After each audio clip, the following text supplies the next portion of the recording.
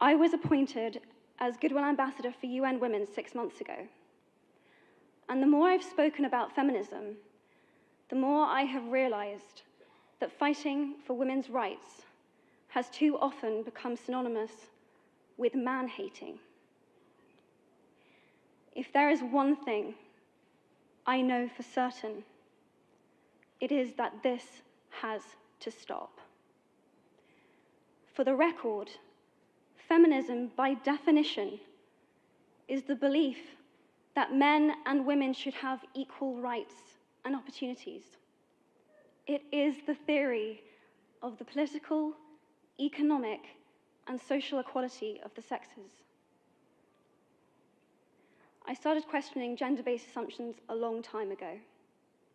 When I was 8, I was confused being called bossy because I wanted to direct the plays that we would put on for our parents, but the boys were not.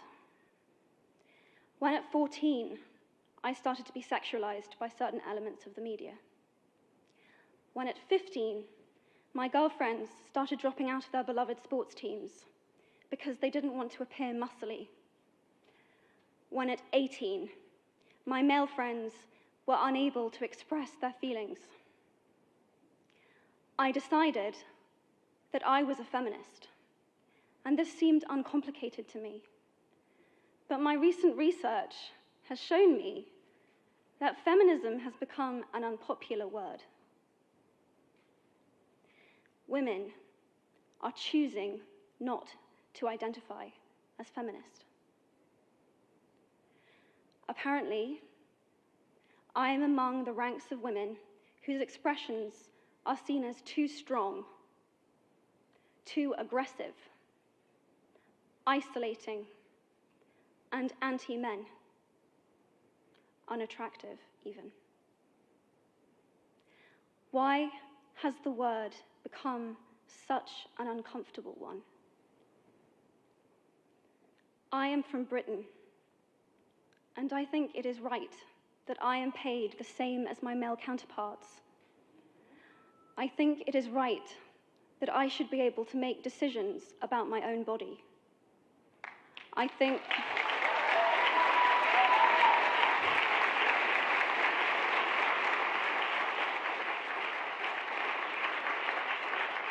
think it is right that women be involved on my behalf in the policies and the decisions that will affect my life. I think it is right that socially I am afforded the same respect as men. But sadly, I can say that there is no one country in the world where all women can expect to receive these rights. No country in the world can yet say that they have achieved gender equality. These rights I consider to be human rights, but I am one of the lucky ones. My life is a sheer privilege because my parents didn't love me less because I was born a daughter. My school did not limit me because I was a girl. My mentors didn't assume that I would go less far because I might give birth to a child one day. These influences were the gender equality ambassadors that made me who I am today. They may not know it, but they are the inadvertent feminists who are changing the world today. We need more of those. And if you still hate the word, it is not the word that is important. It's the idea and the ambition behind it. Because not all women have received the same rights that I have. In fact, statistically, very few have been. In 1997, Hillary Clinton made a famous speech in Beijing about women's rights. Sadly, many of the things that she wanted to change are still true today. But what stood out for me the most was that less than 30% of the audience were male. How can we affect change in the world when only half of it is invited or feel welcome to participate in the conversation? Men, I would like to take this opportunity to extend your formal invitation.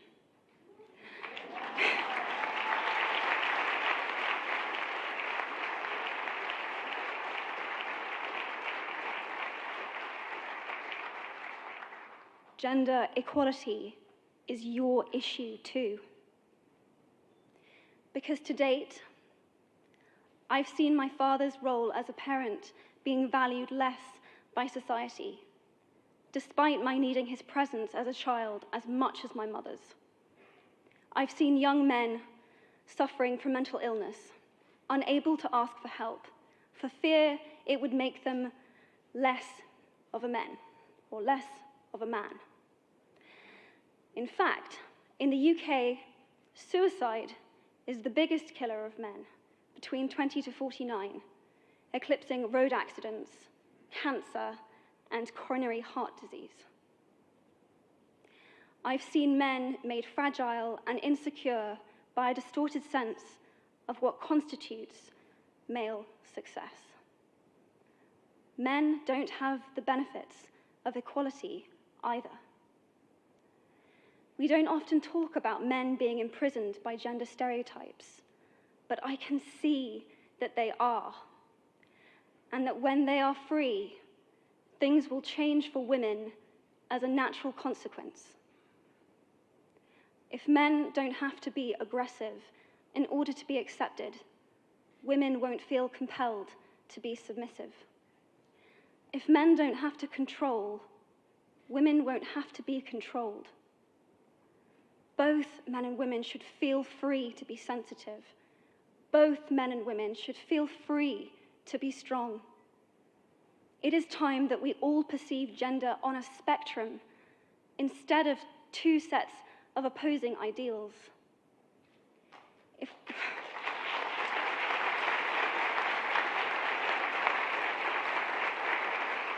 If we stop defining each other by what we are not and start defining ourselves by who we are, we can all be freer.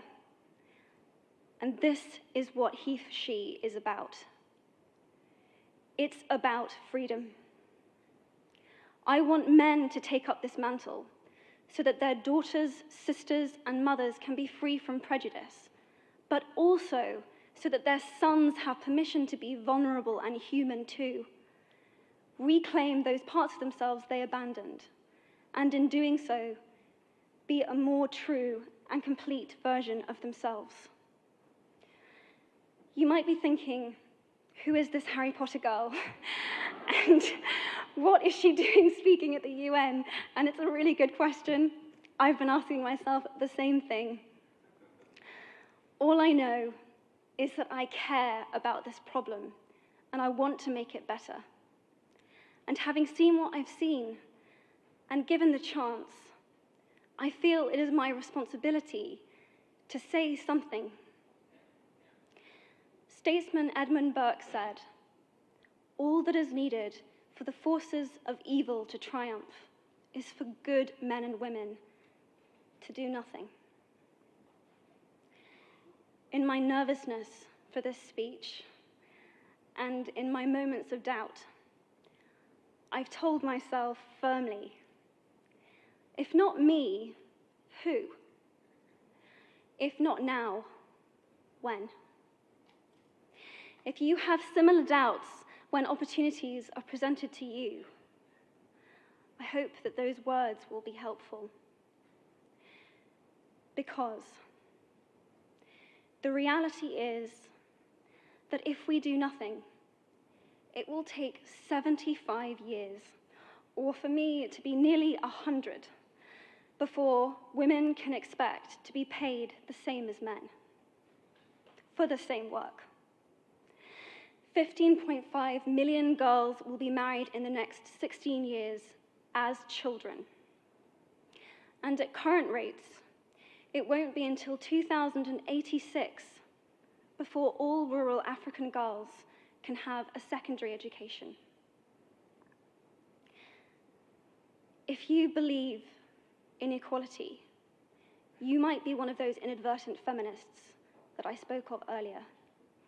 And for this, I applaud you. We are struggling for a uniting word, but the good news is that we have a uniting movement. It is called He for She.